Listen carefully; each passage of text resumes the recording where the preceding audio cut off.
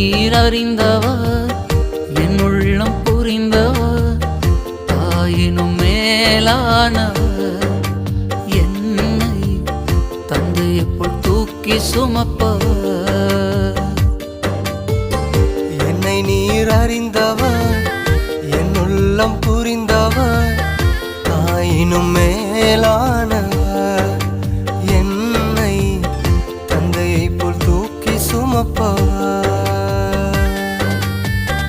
தாயினும்